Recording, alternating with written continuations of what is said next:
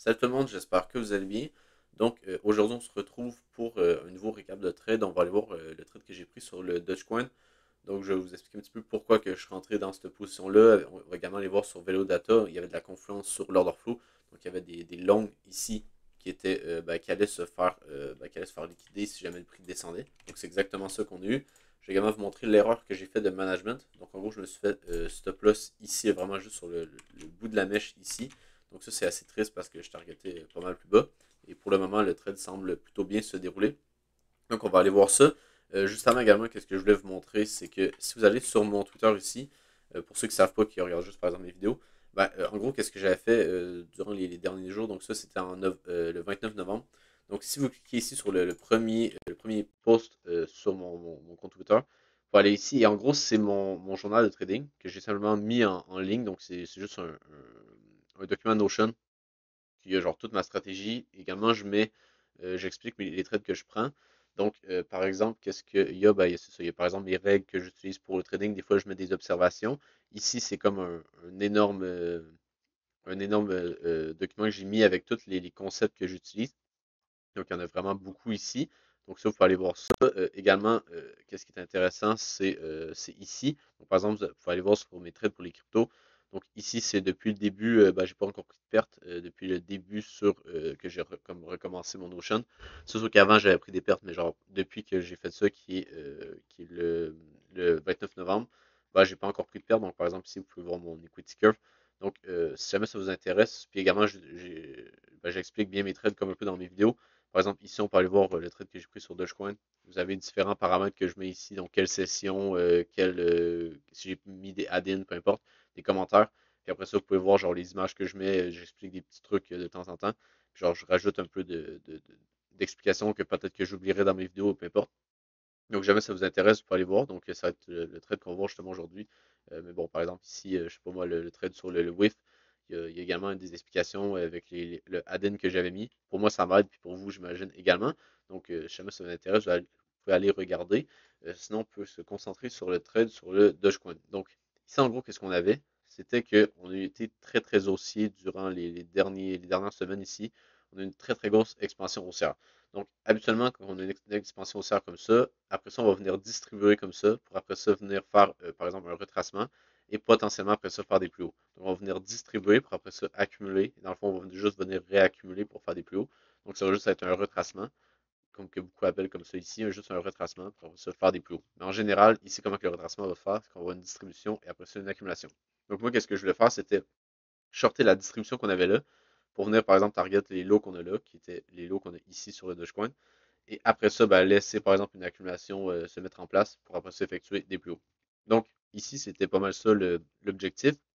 Également, si on regardait, par exemple, ici, le prix est très très bien monté, mais pourquoi il s'est arrêté là? C'est pas un hasard.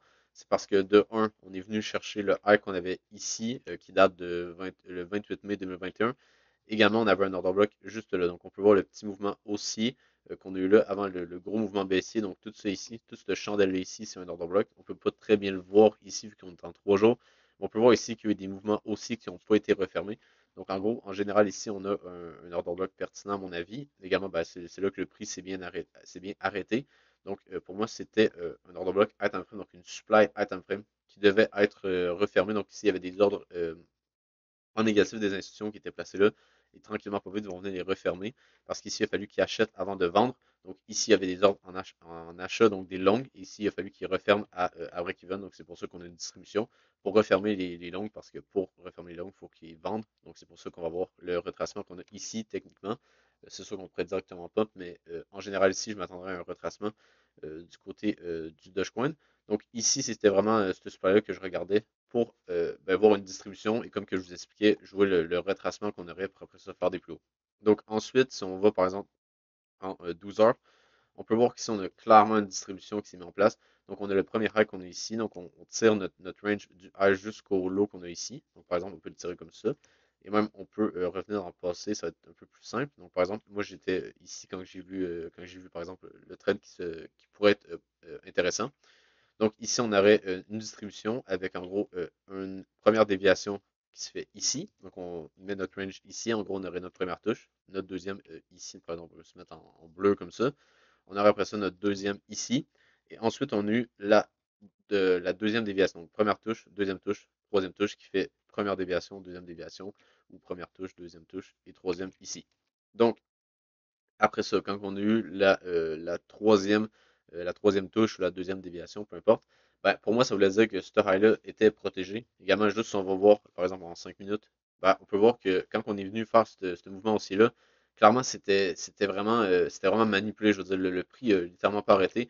C'est juste qu'on a poussé le prix à la hausse pour venir liquider une dernière fois. Et après ça, on peut voir que le prix est vraiment chuté. Donc ici, clairement, c'était pas juste, par exemple, le prix qui voulait vraiment aller là, c'était plutôt manipulé à mon avis pour venir liquider le max de personnes, puis après ça venir faire des plus bas. Donc, ici, en général, on avait sur notre distribution. Puis également, elle était high probability vu qu'on avait de la liquidité à venir chercher ici. Donc, à partir des lots qu'on a là, on a énormément de liquidité à venir chercher. On peut voir qu'il y a littéralement zéro zone de demand à part ici. On est venu casser par la suite. Je vais vous montrer après. Mais littéralement, ici, zéro demand. Donc, c'est juste des lots ici à venir chercher. Il y a plein de liquidités à venir chercher partout ici en dessus de tous les lots. Donc, pour moi, c'est assez bearish sur le Dogecoin. Et la target finale sur le Dogecoin est ici. C'est toujours le cas et on n'est pas venu chercher ce niveau-là encore parce que ça aurait fait ça aurait déjà fait moins 29%.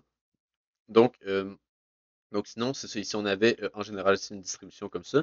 Également, si on va par exemple en H1, on avait une autre distribution dedans la distribution. Donc en gros, ici, on avait un premier high qu'on a là. On est haussier, fait qu'on tire notre range du high jusqu'au low. Donc comme ça ici. Après ça, on a première déviation ici. On peut voir que le prix a bien réintégré. Après ça, deuxième déviation qu'on a là. Donc en gros, ici, on avait une distribution dans la distribution. Donc ça augmentait encore plus les probabilités. Et ça augmentait encore plus les probabilités de venir chercher ça ici et après ça, de venir chercher ça ici. Donc ça, c'était vraiment un très très beau trade à mon avis, puis que justement que j'ai pris.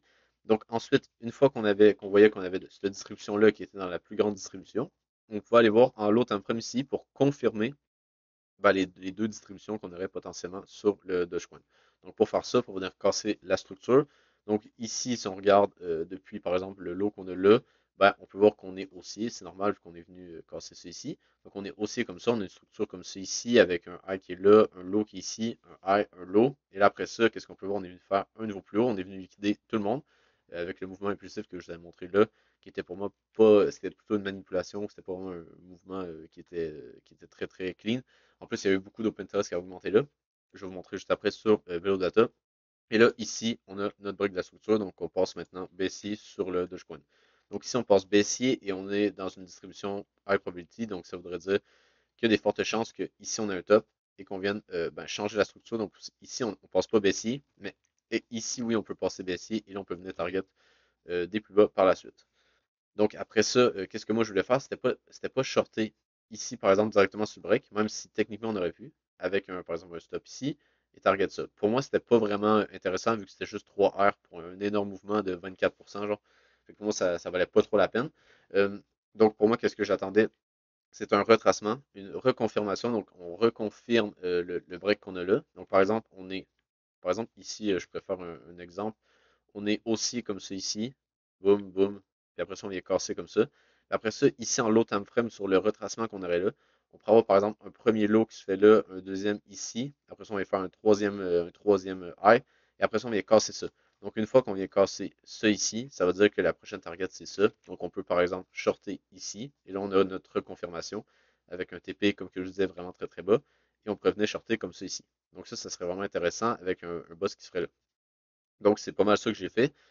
En gros, si on va en 5 minutes, ici, moi, qu'est-ce que j'ai attendu? C'était une redistribution. Donc, c'est comme une distribution que je vous montrais là. C'est juste qu'en gros, c'est une redistribution. C'est quand on est baissier. Après ça, on vient redistribuer. Par exemple, on fait comme que je vous montrais ici. Et après ça, on vient casser la structure. On a notre première touche, deuxième et troisième. Et après ça, boum, on vient chercher les plus bas. Donc, c'est ça que j'attendais ici sur le Dogecoin pour entrer en position. Après ça, on avait deux supplies pertinentes. Donc, on avait celle-là ici, que en gros, c'était vraiment la plus pertinente. Ici, on ne devait pas venir chercher au-dessus de ce high-là. Également, sinon, on avait une ici sur l'order block en 15e qu'on avait là. Donc, c'était vraiment les deux supplies les plus pertinentes à mon avis. Donc, qu'est-ce qu'on est venu faire? On est venu dedans ce supply-là ici. Donc, on peut voir, on a eu le retracement ici. Donc, on tire, vu qu'on est baissier, on tire ben, ici, on est plutôt aussi à court terme. Donc, ici, ça voudrait dire qu'on tire notre range du high jusqu'au low. pour tenter d'avoir notre redistribution qui serait comme ça ici. Et après ça, on viendrait faire des plus bas avec une course de la structure. Donc ici, on tire notre range du A jusqu'au low. Après ça, on vient liquider une première fois, on vient dans la supply qu'on a là. Pour moi, je peux rentrer encore en position, donc j'ai attendu encore, j'ai attendu. Ici, on a eu notre break de la structure juste là. Donc ici, en gros, on était aussi comme ça. Ici, on avait notre structure comme ça. Et après ça, on est venu la casser juste là. Donc ici, on a eu notre break en low time frame. Je ne suis pas encore rentré ici parce que je n'avais pas vu ce break-là. Puis de manière, je ne serais pas rentré. Vu que ça reste que, même si oui, techniquement, on est venu dévier, on s'entend que c'est plutôt juste une structure haussière pour le moment. Il n'y a pas vraiment de vrai range qui se forme. Donc pour moi, je ne suis pas rentré ici. J'ai attendu un peu. Donc ici, on est venu faire potentiellement la première touche, la deuxième et la troisième qui se fait comme ça. Parce qu'en gros, on a deux types de distribution. Donc par exemple, on pourrait revenir ici. On a ce range comme ça. On peut venir soit créer notre range, faire une déviation. Après ça, venir faire un high qui est là plus bas que ce high-là. Comme ça ici. Ou comme que je vous avais montré par exemple sur le Dogecoin en item frame que je montrais. Si je fais mon range comme il faut. On peut venir avoir également une distribution comme ça ici avec trois touches comme ça, et après ça, on vient break là, et après ça, on peut rentrer en position comme ça. Donc, c'est vraiment les deux types de distribution. Donc, en low time frame, on a eu celle-là. Donc, la redistribution qu'on a eue, c'était celle-là ici. Puis en high time frame, on avait celle-là ici. Donc, c'était les deux types qu'on peut avoir. Donc, si on avait notre troisième touche qui était là, qui était plus bas que celle-là ici. Donc, ça, c'était correct. Après ça, on est venu casser juste là. Donc, ici, on a eu comme notre deuxième boss. Donc, ça confirme encore plus que le high qu'on a ici, ben, on ne devait pas venir le toucher. Donc, après ça, qu'est-ce que j'ai fait? C'est que je me souviens plus exactement c'est quand j'étais rentré en position, mais je crois que c'était proche d'ici. Ouais, c'était à la cassure ici, juste là, de ce lot-là. Et après ça, je suis rentré ici, par exemple, dans ces environs-là. Et qu'est-ce que j'ai fait? C'est que j'ai risqué 0,5 R parce que, comme que je vous montrais, la reconfirmation, c'était par exemple qu'on était haussier, après ça on passait baissier, et ici on avait des structures en low time frame. Donc ici par exemple on venait casser ici, mais la cassure qu'on a là, elle est ici. Donc pour moi, ça c'était pas vraiment une cassure ici, comme ça. Vous pouvez voir qu'ici en gros on était comme ça, en plus haut time frame. C'est juste que j'ai essayé comme d'entrer plus tôt pour avoir une meilleure entrée à cause de la redistribution qu'on avait là. Mais sinon, si on n'aurait pas eu une, j'aurais simplement rentré comme ça avec un stop loss ici. Donc ça aurait été également une position qui aurait été valide. C'est juste qu'en gros, j'ai commencé à rentrer dans ma position, donc j'ai commencé à scale in dans ma position, donc commencer à rajouter du volume dans ma position ici, donc sur le lot qu'on a là. Après ça, on est revenu un peu plus haut, on est quasiment venu chercher mon stop loss sur cette position-là, donc j'aurais perdu 0,5 heures. Donc ça, on est revenu assez haut. Boum, et après ça, on est venu faire des plus bas. Et j'ai venu ajouter de la position, ajouter du volume ici euh, pour risquer un R jusqu'à ce high-là. Donc ici, on avait une structure comme ça ici. Et après ça, on est venu faire des plus bas. Mais c'est juste que ici, si on vient chercher ce high-là, on venait chercher celui-là ici. Donc j'ai mis mon stop loss ici pour venir perdre un R si jamais on allait jusqu'à là. Donc ici, on a eu rebond et après ça, boum, on a dump. Donc ici, en gros, je suis rentré à 100% dans la position. Et si je me souviens bien, j'avais mon entrée moyenne qui s'effectuait, qui était juste ici. Ouais, je pense que c'était juste là. Et après ça, ben, on pouvait venir target. Donc la première target, c'était ici. Parce qu'ici, on avait notre distribution qui était comme interne, qui était la distribution à l'intérieur de la plus grande. Donc ça, c'était la première target. Et après ça, la deuxième, juste là ici. Donc c'est le TP final, il était dans cette région-là pour genre 12 heures. Donc c'est quand même un très très beau trade. Et après ça, qu'est-ce qui est arrivé? Ben, on a continué à dump ici, comme ça. Et on a quand même bien dump durant les prochaines heures. Donc, on a bien dump ici. Et après ça, qu'est-ce qui est arrivé? Donc, c'était mon erreur que j'ai fait. C'était que, en gros, premièrement, on est d'accord qu'on est dans une distribution high probability. Donc, ça ne sert à rien de trop vouloir trail son SL trop tôt. Parce que, en général, il faut juste laisser le modèle de distribution se mettre en place. Parce que, je veux dire, ça reste que ici, techniquement, on pourrait revenir jusque-là pour après ça faire des plus bas. Ça reste que ça serait possible, même si je pense pas que ça va arriver, là, vu qu'on est bien redescendu durant les dernières heures. Mais en gros, c'est que, qu'est-ce que je veux dire, c'est que, en général, ici, on peut littéralement laisser le stop loss là, puis de pas rien bouger. Parce que s'il y a tellement de fortes probabilités de venir chercher ça ici et ça, que quand on vient bouger notre stop loss, on vient plus se donner encore plus de chances de ne pas réussir le trade parce qu'on vient par exemple ajouter une autre variable qui serait que le trade ne peut pas venir au-dessus de ça. Donc c'est ça que j'ai fait comme erreur. Puis également, je vais vous montrer avec où est-ce que j'ai mis mon stop loss, puis avec la structure. Je pense que j'aurais pu faire un peu mieux, puis au moins le mettre un petit peu plus loin du prix pour qu'il y ait le moins de chances possible de venir chercher mon stop loss. Donc en gros, ici, j'ai mis montrer la celle-là.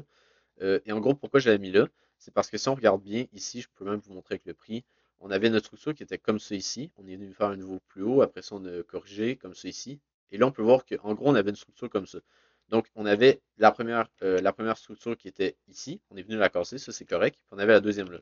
Donc, habituellement, si on est vraiment baissier, par exemple en high time frame, puis on vient effectuer une structure comme ça ici, ben, en low time frame, on peut, par exemple, avoir plusieurs structures comme ça ici, qu'on vient par la suite casser, par exemple ici, pour après ça effectuer la structure à time frame, comme ça. Mais habituellement, on ne vient pas casser deux structures en low time frame. Par exemple, on ne vient pas casser ce high-là. Donc, on peut venir mettre notre stop loss au-dessus ici. Et après ça, ben, juste laisser le prix casser la première structure. Puis après ça, continuer la baisse. Donc, ça, c'est juste parce que vu que le marché est fractal, ben oui, c'est sûr que quand on a des retracements à time frame, on va venir casser des structures low time frame. Mais en général, on ne vient pas casser deux structures, on vient juste en casser une. Donc, ça s'appelle de l'inducement. Et en gros, c'est juste pour que le prix stagne encore plus, vienne liquider encore plus de personnes pour après ça venir faire des plus bas. Donc ça, c'est un petit peu le concept et c'est pour ça que ici en gros, on avait, comme que je vous montrais, première structure et deuxième qui était là. Donc j'ai mis mon stop loss qui était là. Mais après ça, qu'est-ce qui est arrivé? C'est on est venu juste liquider ce high-là. Et après ça, on est venu faire ben, quasiment des plus bas. Là, on est maintenant. On a rebondi un peu. On peut voir que ici, je me suis vraiment fait très l'aisselle juste là pour un heure de gain. Mais en gros, qu'est-ce que j'aurais dû faire? C'était c'était soit le mettre mon stop loss ici ou le mettre ici. Parce que si on dézoome par exemple en 2 heures, on avait un order block juste là, puis on peut voir qu'ici on n'était pas revenu dedans. Donc je pense que ça faisait du sens de mettre le stop loss ici, avec ben, par exemple on vient juste faire de l'inducement là, comme on est venu faire. Puis après ça, si jamais on vient casser ça, là oui, là ça ferait du sens par exemple de venir faire des plus hauts.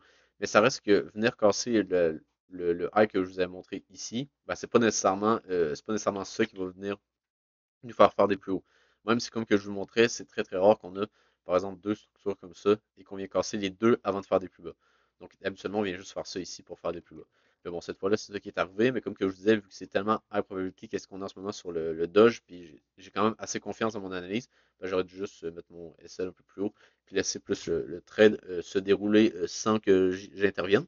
Également, même si la vidéo commence à être un peu longue, je peux quand même aller vous montrer également sur l'order flow parce que ça prenait quand même une grosse partie de mon analyse. Et en gros, c'était pas tant compliqué. Si vous avez vu ma vidéo sur comment prédire un flash crash, je crois que c'était là, 2 vidéos j'avais fait ça. En gros, j'avais parlé du le flash crash qu'on a vu sur Bitcoin et ben, comment on aurait pu le prédire. Et en gros, c'était avec des positions longues qui étaient très agressives au top. Donc ici, on a un petit peu la même chose sur ce mouvement haussier-là, qui est venu liquider, ben, qui est venu faire la troisième touche de la grande distribution et la troisième touche de la plus petite distribution qu'on avait ici. Donc, en gros, là, on peut voir qu'on est en H1, là, donc j'étais rentré en position quelque part ici. Et en gros, qu'est-ce qu'on avait? C'est qu'on avait l'open interest, donc ça, c'est le nombre de positions en levier dans le marché. Donc, dans le marché, là, par exemple, c'est sur le Dogecoin. Ben, on peut voir ici qu'on avait énormément d'open interest qui a augmenté. Et c'était pas juste ça, c'est que si on va voir sur le delta, donc le delta, ça nous montre, il y a eu comment de market buy comparativement au nombre de market sell. Donc en gros, ça nous dit, par exemple, sur la chandelle qu'on a ici, donc par exemple, cette chandelle-là, est-ce qu'il y a plus de longs ou de shorts qui sont entrés dans le marché? Et là, on peut voir que c'était plus de longs vu que le delta était positif. Donc il y a eu plus de market buy, donc plus de longs que de shorts. Donc ici, on a eu plus de longues, ici encore des longues, ici également. Donc on peut voir qu'à chaque fois qu'on a l'open interest qui augmente, donc à chaque fois qu'on a des nouveaux leviers dans le marché, ici c'est à chaque fois quasiment des longues. Ici on avait un peu de short par exemple juste là, mais ici c'était des longues et également ici. Donc quand moi je rentrais en position, c'était quelque part par là, il y avait encore tout ça de longues à venir récupérer.